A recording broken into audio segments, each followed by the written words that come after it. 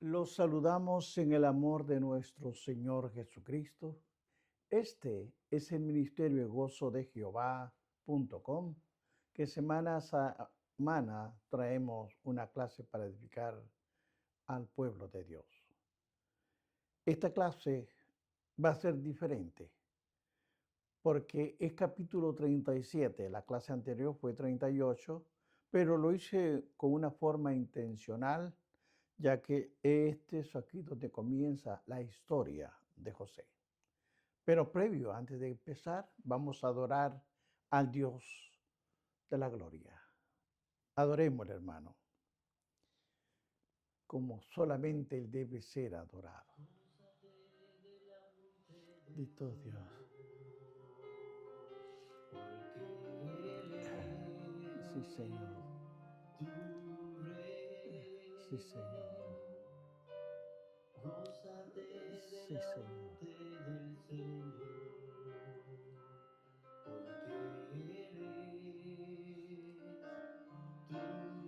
Así es, Señor de la gloria. Señor, glorifícate, Padre, por todo lo que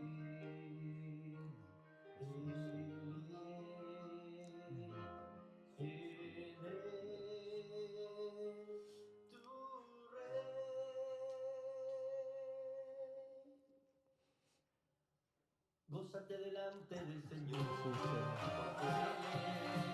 Sí. Gózate delante del Señor. Porque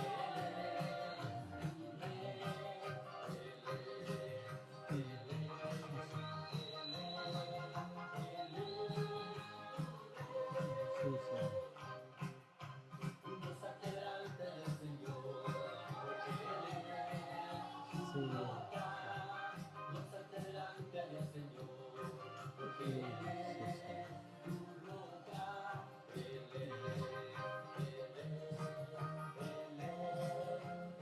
Bendito el nombre de nuestro Señor Jesucristo. Bendito es mi Dios. Bien, hermanos, vamos a continuar con la clase, el capítulo 37 de Génesis, versículo 1 en adelante. Por favor, mantenga su Biblia abierta. Este es un estudio. La palabra de Dios la leo a la gloria del Padre, del Hijo y del Espíritu Santo. Habitó Jehová en la tierra que había morado su padre, en la tierra de Canaán. Esta es la historia de la familia de Jacob. José, siendo de edad de 17 años, apacentaba las ovejas con sus hermanos, y el joven estaba con los hijos de Bila y con los hijos de Silpa, mujeres de su padre, e informaba a José a su padre la mala fama de ellos. Y amaba a Israel a José más que a todos sus hijos, porque lo había tenido en su vejez, y le hizo una túnica de diversos colores. Y viendo sus hermanos que su padre lo amaba más que a todos sus hermanos, le aborrecían y no podían hablarle pacíficamente. Señor, es tu palabra. Está bendecida, Señor. Te pido en el nombre de Jesús que me ayudes a desarrollar esta clase para edificar tu pueblo. Todo, Señor, te lo pido en el nombre de tu Hijo amado Jesucristo. Amén.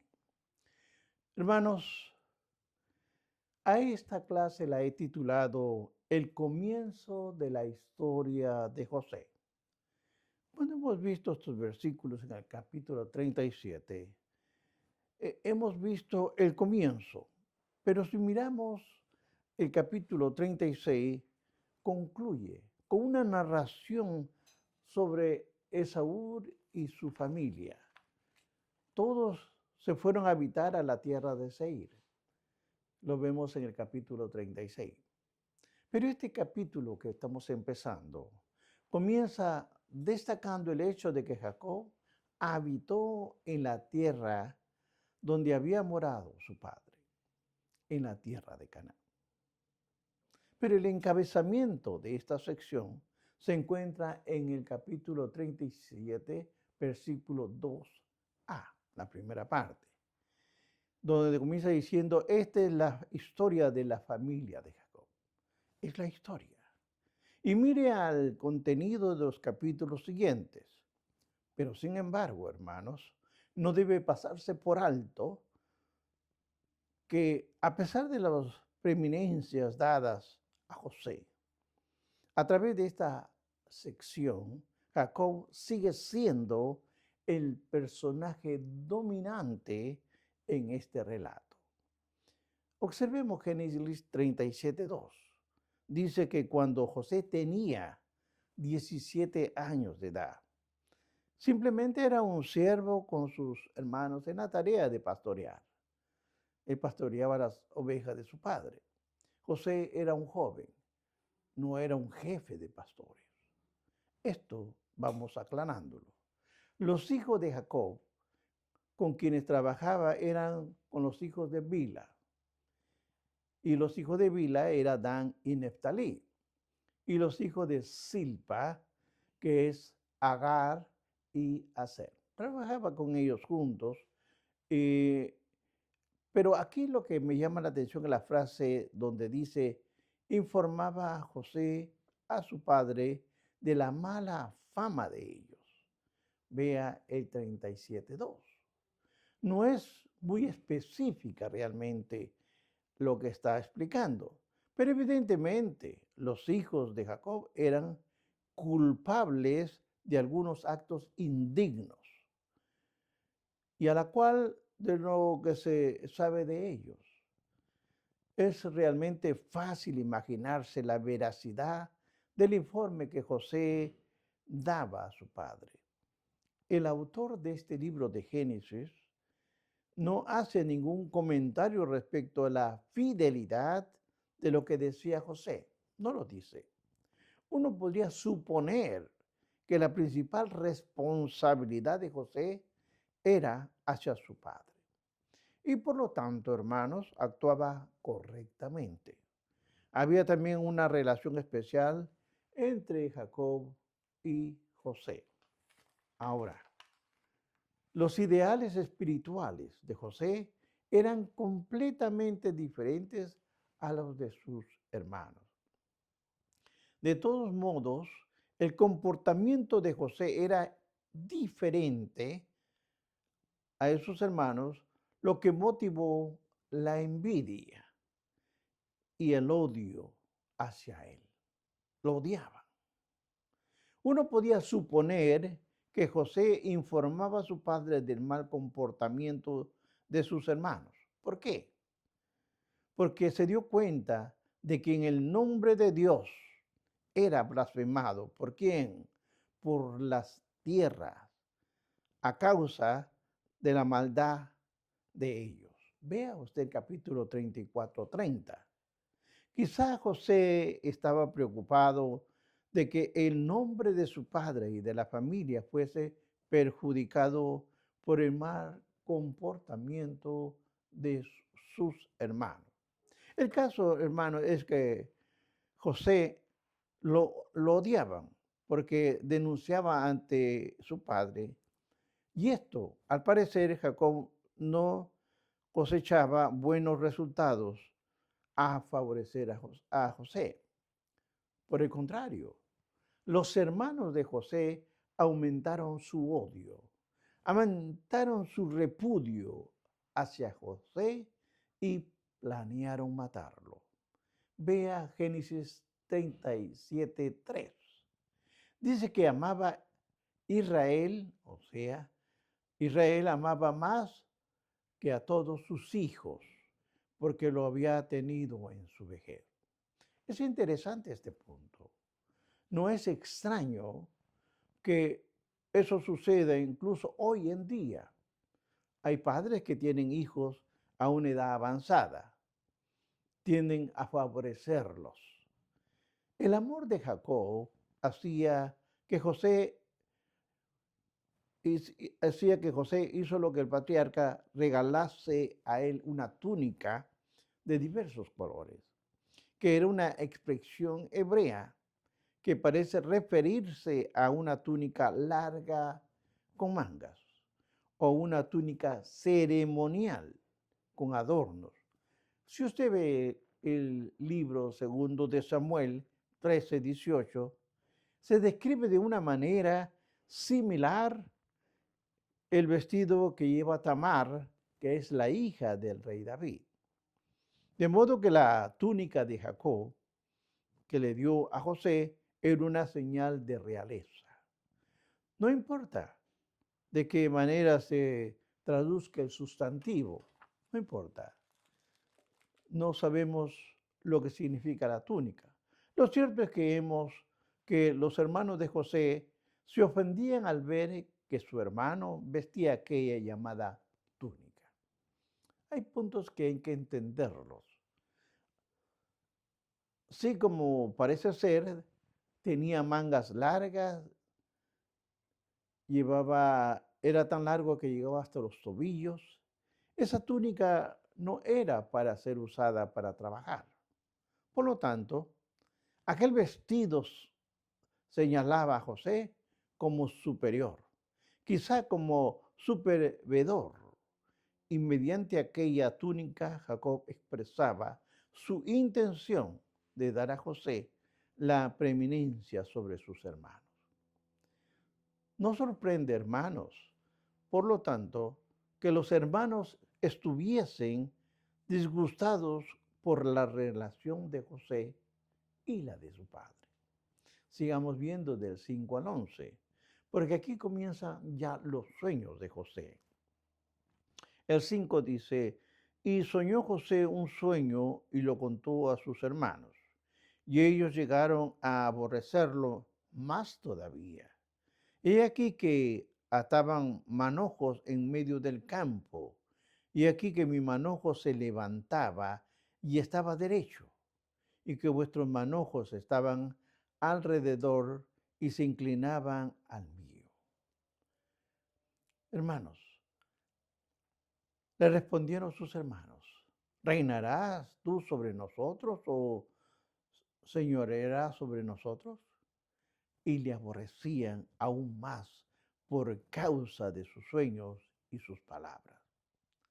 Soñó aún otro sueño y lo contó a sus hermanos, diciendo, he aquí, he soñado otro sueño, y he aquí que el sol y la luna y 11 estrellas se inclinaron a mí. Y lo contó a su padre y a sus hermanos. Y su padre le respondió y le dijo, ¿qué sueño es este que soñaste? ¿Acaso vendremos yo y tu madre y tus hermanos a postrarnos en tierra ante ti? Hermanos, acá hay puntos que observar. Los sueños de José aumentaron el odio de sus hermanos. Primero, observemos que los sueños de José es una clara afirmación de que José iba a reinar sobre sus hermanos. Los hermanos de José captaron la importancia de inmediato diciendo, ¿reinarás tú sobre nosotros? Vea usted capítulo 37:8. El odio es, por lo tanto, aumentando por la expresión de los sueños de acuerdo al versículo 8. Aunque quizá el plural es una exageración o una hipérbole, pero lo cierto es que los hermanos de José entendieron con toda claridad el cuadro que su hermano presentaba delante de ellos y rehusaron aceptarlo. Obsérvese también el uso de la intercesión. He aquí en los versículos 7 y 9, que sugieren un énfasis especial al relato y añade vitalidad al relato del sueño. Hermanos, quizá esa manera de llamar la atención aumenta tanto la ira y el disgusto de los hermanos de José. El segundo sueño surge en el versículo 9 y el primero sugería primacía sobre sus hermanos, el segundo sugiere supremacía sobre toda la familia. Jacob captó el significado del sueño. De inmediato exclamó, ¿qué sueño es este? ¿Acaso vendremos yo y tu madre y tus hermanos a postrarnos en ti en la tierra? Vea en capítulo 37:10. Dicho sea de paso, el segundo sueño es muy importante para la interpretación en la enigmática visión de Juan en el libro de Apocalipsis, capítulo 12, versículo 1 al 5, que apoya con firmeza de que la mujer en este pasaje de Apocalipsis es la nación de Israel. El versículo 9 sugiere que se apresuró a relatar el segundo sueño a sus hermanos. Ahora, el sueño de José no solo hizo enfadar a sus hermanos, sino que además sorprendió a Jacob. Todos se dieron cuenta de que aquel sueño sugería un cambio social en la estructura del gobierno patriarcal. Lo que no era, hermanos, lo que no era del agrado de ninguno de ellos. Vea usted Génesis 37:10. Dice que Jacob reprendió a José al escuchar el sueño. A pesar de su profundo afecto a José, Jacob sentía que esta vez José se había ido demasiado lejos. Veamos el 10. Y sus hermanos le temían envidia, mas su padre meditaba en esto. Aquí hay un punto importante que observar. En el Génesis capítulo 37:4 dice que los hermanos de José lo aborrecían. Pero si usted observa también el número 37:8, o sea, capítulo 37:8, dice que le aborrecían aún más a causa de sus sueños y sus palabras. Hermanos, Jacob comenzó a sospechar que aquellos sorprendentes sueños de José podían implicar un propósito divino. El patriarca sabía por experiencia que Dios revela su voluntad a sus escogidos. En el propio caso, de Jehová Dios habló mediante la visión a una gran escalera. Vea usted capítulo 28 del 12 al 15. Ya lo hemos estudiado. Isaac comenzó a comprender que los sueños de José no era otra cosa que una revelación de la voluntad de Dios a través de su siervo escogido. Sigamos estudiando. Capítulo 12 en adelante. Hay una petición de Jacob. Después fueron sus hermanos a apacentar. Mire qué interesante esto. Después fueron sus hermanos a apacentar las ovejas de su padre en Siquem. Recuerden Siquem, donde ellos fueron tremendos. Y dijo Israel a José, tus hermanos apacientan las ovejas en Siquem. Ven y le enviaré a ellos. Y él respondió, heme aquí. E Israel le dijo, ve ahora, mira cómo están tus hermanos y cómo están las ovejas, y tráeme respuesta. Y lo envió del valle de Hebrón y luego a Siquem. Ahora, aquí lo que me llama la atención y sorpresa, leer que los hijos de Jacob hayan viajado desde el valle de Hebrón hasta Siquem para pastorear. Hermanos, ellos iban a pastorear, pero había sido precisamente ahí donde los hijos de Jacob habían masacrado a los hombres de Siquem. Vean en capítulo 34, de 24 al 31. De modo que aquel viaje era una aventura arriesgada. Quizá Jacob se encontraba bastante intranquilo respecto de que sus hijos se adentraron a un lugar peligroso, donde eran odiados para pastorear las ovejas. Ahora, este temor fue lo que movió a Jacob a mandar a José a aquella misión, de averiguar el estado de sus hijos. Ahora, debemos notar aquí la posición de José para obedecer el mandato de su padre. El texto bíblico dice, y el José respondió, heme aquí. José manifestó una total obediencia al llamado y a la comisión de su padre. A pesar del peligro de sus hermanos que lo odiaban tanto, por supuesto, aquí ni Jacob ni José sospechaban lo que acontecería poco después. Puede observarse aquí el cuadro de la tipología de José.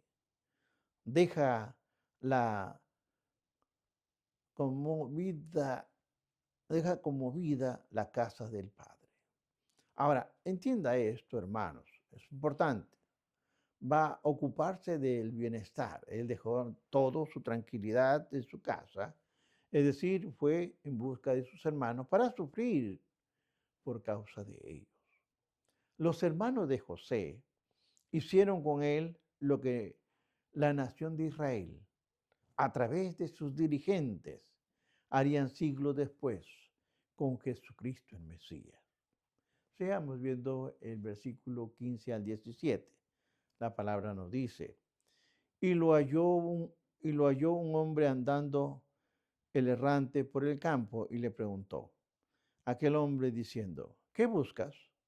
José respondió, busco a mis hermanos, te ruego que me muestres dónde están apacentando. Aquel hombre respondió, ya se han ido de aquí y les oí decir, vamos a Dotán. Entonces José fue tras de sus hermanos y los halló en Dotán. Aquí comienza otra parte de la historia. Como ya se ha señalado antes, la respuesta inmediata de José al mandato de su padre fue un pronto e incondicional obediente, como lo demuestra el heme aquí, que lo menciona capítulo 37, versículo 13. José viajó del valle de Hebrón a Siquem. Él andó 80 kilómetros y ahí no encontró a sus hermanos, pero encontró a alguien que le ayudó a localizarlos. El desconocido dijo a José que sus hermanos habían marchado a Dotán. Dotán está 21 kilómetros más lejos todavía, al noroeste de Siquem. La prontitud y la totalidad de la obediencia de José parecen haber caracterizado la vida de aquel joven. Pero a pesar del peligro del viaje y del odio que sus hermanos tenían por él, José no dudó en viajar de aquel largo trayecto. Veamos el 18 al 24. Vamos a ver qué nos habla aquí. Cuando ellos lo vieron de lejos, antes que llegara cerca de ellos, conspiraron contra él para matarle y dirigieron uno al otro. He aquí viene el soñador.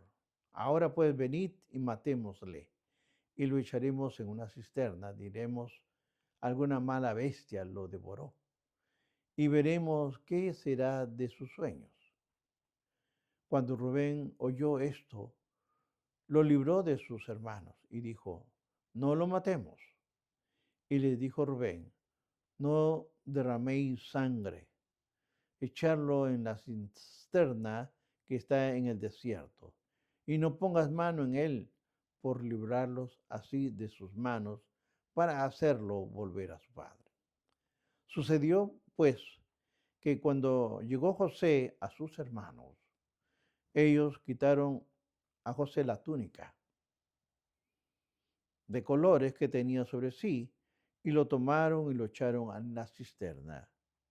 Pero la cisterna estaba vacía, no había en ella agua.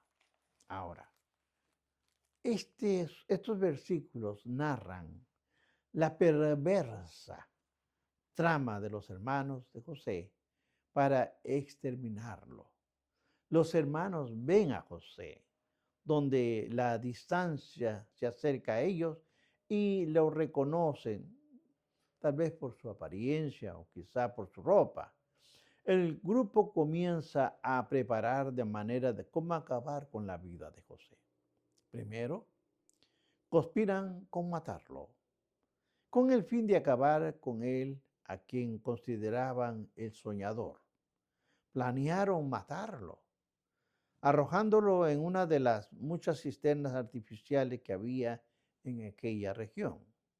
Ahora, la expresión el soñador sugiere que se burlaban de José, literalmente significa persona de muchos sueños. Luego planearon cubrir su crimen con una mentira y diremos, alguna mala bestia lo devoró. A todo esto, hermanos, Rubén, el hermano mayor, sugiere otra idea. Aquel que había sido culpable del incesto, de una clase ya dicha, todavía era el hijo primogénito. Rubén sugiere que no haya derramamiento de sangre, sino echado en una cisterna.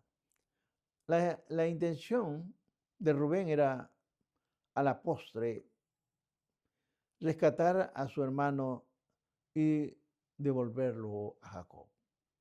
No es posible, hermano, saber que Rubén quería salvar la vida de José. Quizá le horrorizaba el hecho de derramar sangre, particularmente la de su propio hermano. Ahora, los malvados hermanos de José lo despojaron de su túnica, esa túnica que tenía muchos colores, que tanto les ofendía. Echaron mano a José y lo lanzaron a la cisterna. Sin embargo, la cisterna estaba vacía. Si bien el propósito de Rubén tuvo un éxito parcial, logró librar a José de la muerte. Ahora, uno podría preguntarse, ¿cómo es posible que unos descendientes del noble Abraham pudieran ser tan depravados hasta el punto de cometer un acto terrible como aquel? Una respuesta a esta pregunta radica en el hecho que eran hijos de Adán. Todos los descendientes de Adán poseen una naturaleza depravada que afecta a la totalidad del ser. Además, debe recordarse que todos eran hijos de relaciones bigamas, que estaban carentes de la armonía y de la disciplina que procede de un hogar gobernado por principios divinos. Hay una gran diferencia entre una familia bigamia gama, y otra monogama. Uno es de muchos matrimonios y el otro es de uno solo, con padres que escuchaban y obedecían la palabra de Dios. Vamos a seguir viendo el capítulo 37, versículo 25 al 29. Aquí este trama va a hablar de cómo lo van a vender a José. Y dice la palabra, y se sentaron a comer pan. Y alzando los ojos miraron, aquí viene una compañía de israelitas que venía de Galat. A sus camellos traían aromas, bálsamo, mirra, e iban llevando a Egipto. Entonces Judá dijo a sus hermanos, recuerden el nombre, Judá, ¿qué provecho hay de que matemos a nuestro hermano y encubramos su muerte? Venid, vendámosle a los ismaelitas y no sea nuestra mano sobre él, porque él es nuestro hermano, nuestra propia carne, y sus hermanos convinieron en él. Y cuando pasaron los madianitas, mercaderes, sacaron ellos a José de la cisterna y le pusieron arriba y lo vendieron a los ismaelitas por 20 piezas de plata. Y llevaron a José a Egipto. Los hermanos de José, dice el texto bíblico, se sentaron a comer. La tranquilidad de los hermanos es nada menos que una demostración de la dureza de corazón. de aquellos jóvenes. Debe recordarse que esos mismos jóvenes ya habían masacrado a los hombres de Siquem. ¿Se acuerdan del estudio que tuvimos en el capítulo 34? No es de esperarse que los gritos de José hicieron cambiar de manera de pensar a sus hermanos. No. Sin embargo, unos 20 años después, cuando fueron en cierto sentido redargullidos por aquel odioso acto cometido contra José, se acordaron de la angustia de José por el innovable acto de ellos. Y decían el uno al otro, verdaderamente hemos pecado contra nuestro hermano, pues vimos la angustia de su alma cuando nos rogaba y no le escuchamos. Pero eso ha venido sobre esta angustia. Vea el capítulo 42, 21. Los ismaelitas del 37-25 y los medianitas del 37-28 se refieren a los mismos pueblos. Ismael y Madián eran hijos de Abraham. Y los nombres de los descendientes de esos dos personajes se usan de una manera intercambiable en el Antiguo Testamento. Estudie el libro de Jueces capítulo 8, versículo 22. Lo más probable es que ambos grupos estaban asociados en aquella caravana de mercaderes. Probablemente los ismaelitas eran más grupo más dominante y los madianitas los más numerosos. En este caso, ambos designaciones eran correctas. Ambos, por lo tanto, son sinónimos. Ahora, a lo que a mí me llama la atención, la intención de Judá, que nos habla el versículo 26 y el versículo 27. Su propuesta es la de vender a José en lugar de matarlo. Las palabras, ¿por qué es nuestro hermano nuestra propia carne? Parece mostrar cierto malestar, pero en realidad Judá era cómplice de sus hermanos de los sufrimientos de José. Ahora, entendamos esto, hermanos. Las palabras de Judá en el 37-26, donde dice, ¿qué provecho hay a que matemos a nuestro hermano y cubramos su muerte? Tienen un sentido comercial. ¿Qué provecho hay? La sugerencia de Judá de vender a José evita el peligro de la culpa de la sangre derramada. Algo así como lo que ocurrió cuando Caín mató a su hermano Abel en el capítulo 4, versículo 10. Posteriormente, la ley de Moisés condena la muerte al que esclavice a otra persona. Veamos qué nos dice Deuteronomio capítulo 24, 7. Cuando fuese hallado a alguno que hubiese hurtado a uno de sus hermanos, los hijos de Israel, y los estuviese esclavizado, y lo hubiese vendido, morirá el tal ladrón, y quitarás el mal de en medio de ti. Ahora vamos a ver esto. De manera que el acto sugerido por Judá de vender a José era también un crimen condenado por Dios. Pero si bien es cierto, el crimen era menor, no implicaba derramamiento de sangre. De todos modos, era un delito que posteriormente sería castigado con la pena capital. Veamos el 28. Y cuando pasaron los madianitas, mercaderes sacaron a José de la cisterna y lo trajeron arriba y lo vendieron a los ismaelitas por 20 piezas de plata y lo llevaron a José a Egipto. El precio pagado por José fue el que Moisés estableció posteriormente como el valor de un muchacho entre las edades de 5 a 20 años. Vea usted Génesis 37, 28, o vea aún mejor el libro Levítico 27, 5.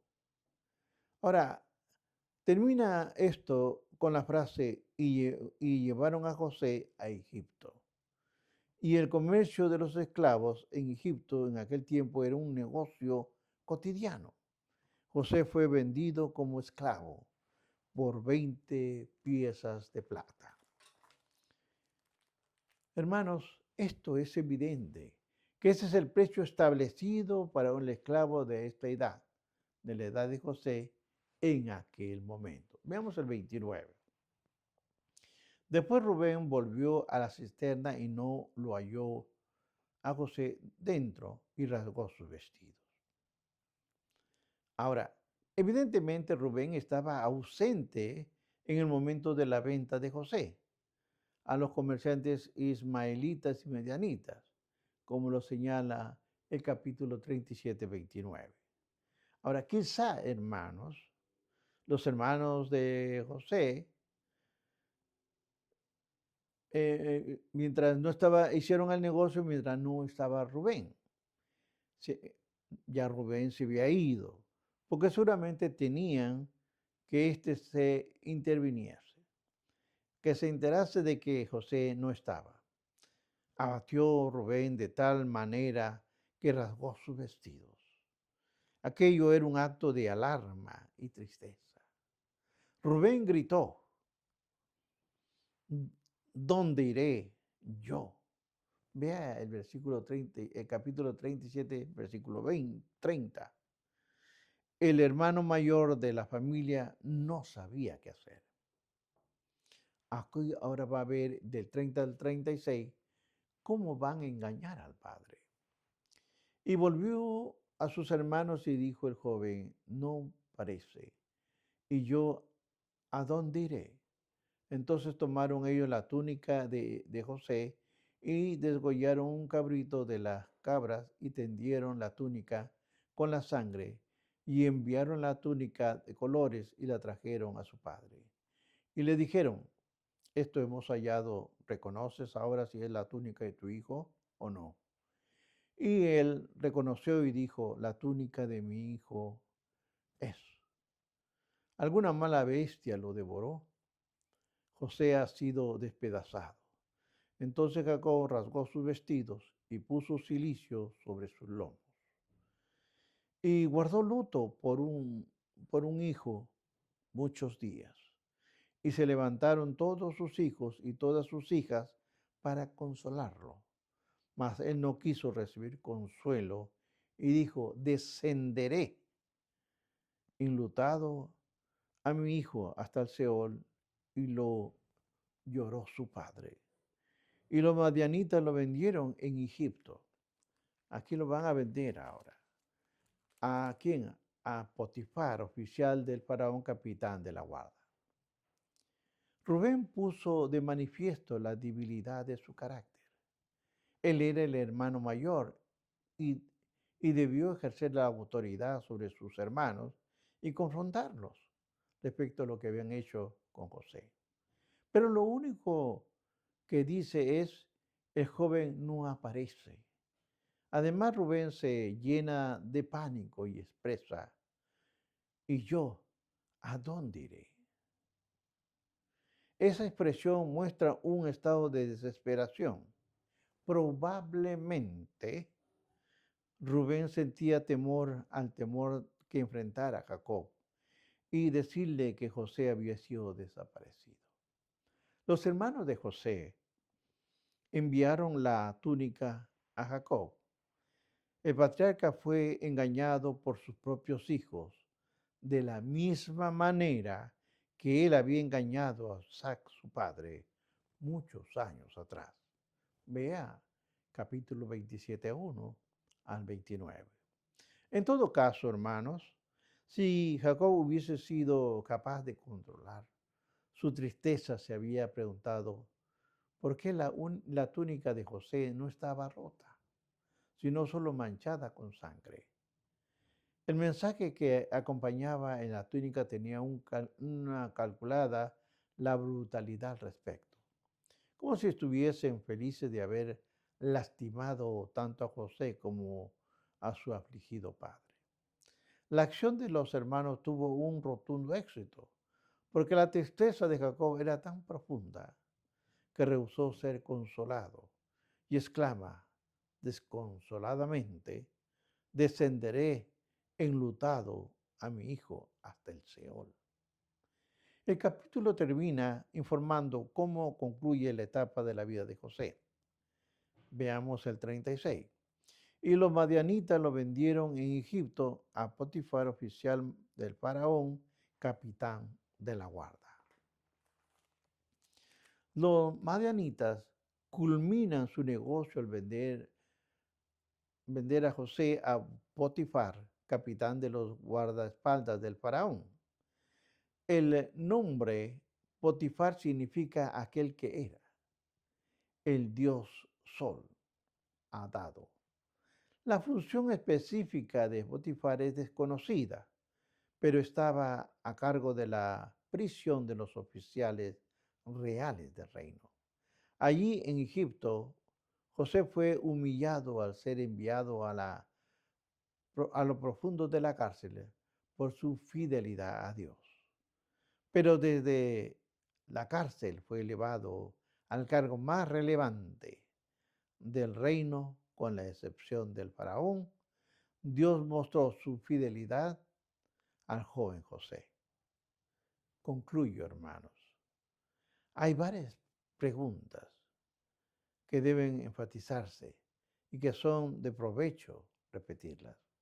En primer lugar, este capítulo de estudio del capítulo 37 ilustra claramente el pecado humano y la gracia de Dios. El pecado humano se manifiesta en una forma de envidia de manera particular. Vea Salmo 37:1, o si no, el libro de Mateo 27:18. Codiciamos las cosas, pero envidiamos a personas. Esa es la raíz de nuestros pecados en contra de nuestros hermanos en Cristo. No puede haber paz cuando hay envidia. Es carcoma nuestros huesos, de acuerdo al libro de Santiago 3:16. Si Dios fuera lo primero en nuestras vidas, no hubiera envidia, porque cuando Él llena nuestras vidas, no hay lugar para ninguna otra cosa. Vea el libro de Corintios, 1 Corintios, capítulo 13:4. Solo por la gracia de Dios es posible vencer al pecado. Segundo punto a observar. En este capítulo enfatiza que es mencionada al principio de este estudio, es decir, la soberana providencia de Dios.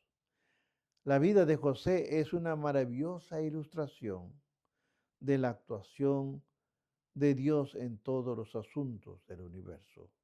Sin duda, es la razón de por qué José, hacer una hermosa ilustración del Mesías que había de venir, es decir, el Señor Jesucristo. Dios lo planeó así. La correspondencia entre José y el Señor Jesucristo es maravilloso. Ambos se asemejan en su aspecto del Padre, en la comunión recibida del Padre, en el rechazo de sus hermanos, en su humillación y en la restauración de sus hermanos. Aunque la restauración en el caso de Cristo está reservada para el futuro. Es un gran consuelo llegar a comprender que es el Todopoderoso, amante, Dios, quien de su trono excelto sostiene y guarda a los suyos. La vida de José, hermanos, es un cuadro maravilloso del obrar en la absoluta soberanía y de la providencia singular de Dios sobre los escogidos. Nada de lo ocurrido en la vida de José fue obra del azar o de una casualidad, incluyendo los maltratos, las humillaciones que recibió. Absolutamente todo estaba dentro de los planes del soberano Dios Santo. Dios lo bendiga.